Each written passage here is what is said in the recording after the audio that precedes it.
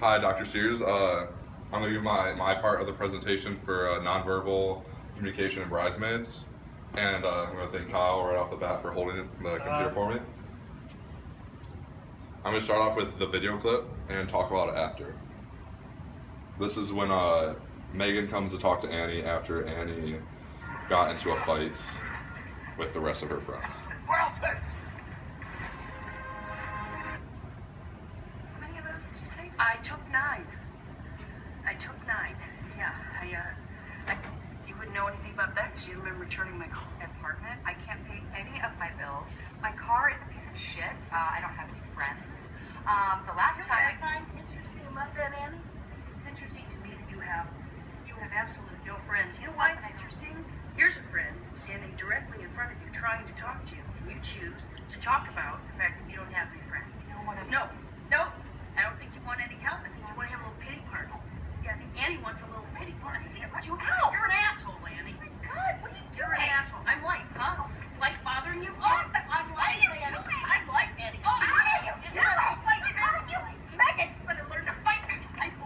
Yeah? One minute's gonna I'm life and I'm gonna bite you in the ass. Ow! It's not me. You're a liar. Turn over. God, I'm trying to get you to fight for your shitty life. And you won't do it. You just try to step slugging yourself.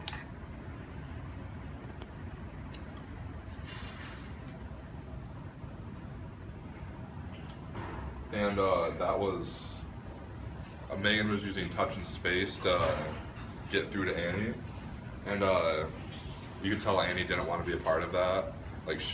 But Megan did that to get her message across. And there are many different categories of touch. And professional function is like business-like. It's how you like walk in. Like they were friends, so they didn't have to walk in and handshake. They probably would have hugged if they were on better terms at that point.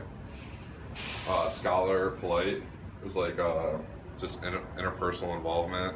It's just like between like teacher and students, and like student to student, like me and my group members, and like me and you talking. And then friendship would be like me and Kyle, we greet each other with a hug, and it's just how we talk to each other and how we interact. And Annie and Megan were on that level, but they were working towards that level because they lost a little bit. The love and intimacy are completely more escalated than all of those, because that's how I would be with a girlfriend, or vice versa with anyone in an intimate relationship. That's escalated from any of those. Then touch and space, which is kind of what Megan was working on, like interrupting.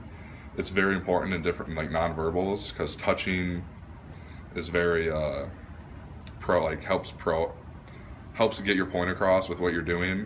Like if you are intimate with someone, like touching their shoulder when you talk to them, or a friendship, like giving a hug will help out. Like Megan used kind of more physical nonverbals than most people use to get her point across in that scene.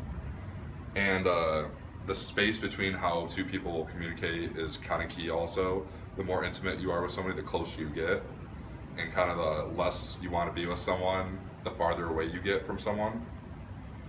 And touch also communicates messages, like love, just a little like tap on like the arm when I'm talking to him, or like, well, you can do the Jurassic, and like when you hit somebody, you're obviously showing that you don't like them at that certain point, or just like different kind of intimate touches are very different. And that is my part in the nonverbal in Bridesmaids.